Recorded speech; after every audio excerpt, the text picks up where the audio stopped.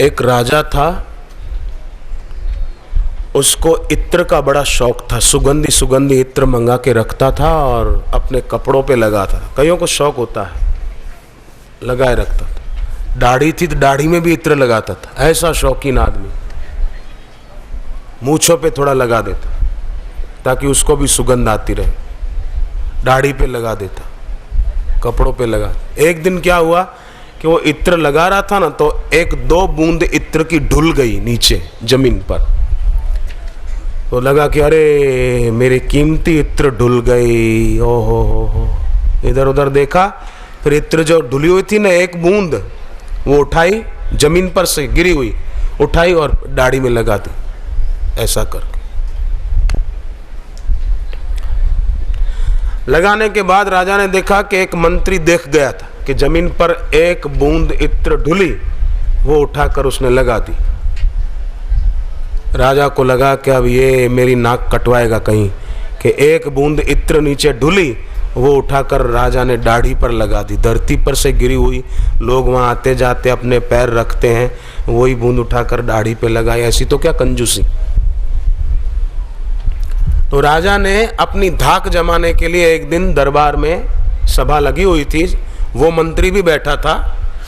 राजा ने क्या किया कि अब राजा था तो संपत्ति की तो कमी नहीं थी।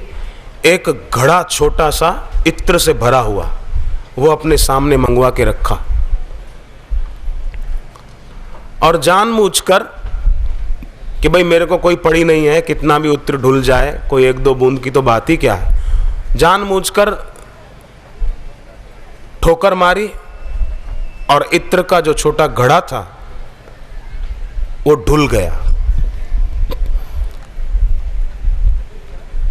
राजा धीरे से चुपके से नजर घुमाकर देखता है कि वो मंत्री देख रहा है कि नहीं देख रहा, कि भाई इतना इत्र ढुला जा रहा है, मेरे को कोई परवाह नहीं। देखा कि वो मंत्री देख रहा है कि इत्र सामने ढुल रहा है घड़े में से।